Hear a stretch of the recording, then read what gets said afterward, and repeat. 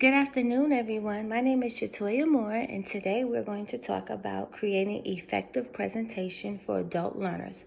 First, let's talk about andragogy. Andragogy is the adult learning theory. It helps understand the difference on how adults learn versus how children learn.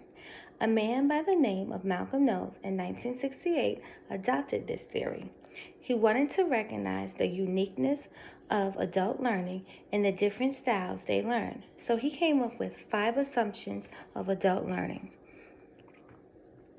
The first one is self-concept. This means adults become more independent and self-direct. Adults bring their life experiences to the learning for reference.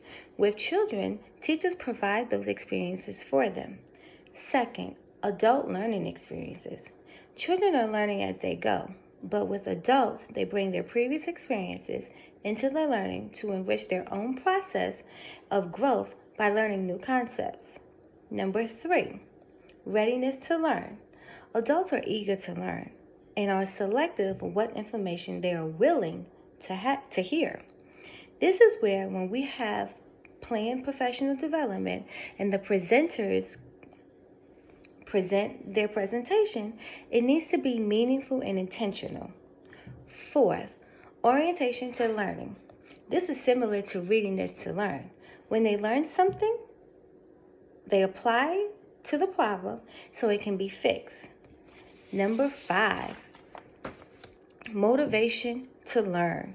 Adults are eager to learn. They are motivated by self-esteem and recognition from others. The andragogy principles and theory is important for professional development because it allows the presenter to connect learning experiences to what adults already know. Adults learn effectively when they have a strong inner motivation to develop a new skill.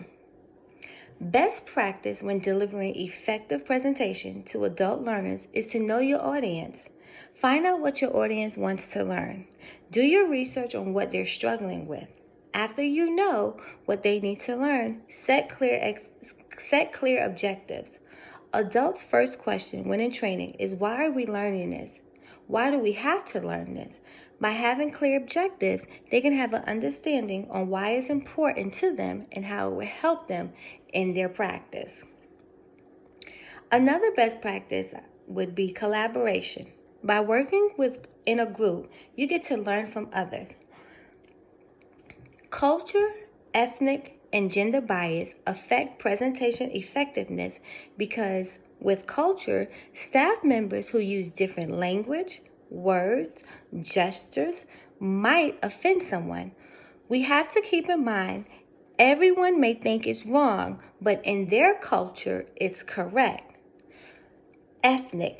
Ethnic plays an important part in the workplace. With good ethnic, people would want to work with you and for you.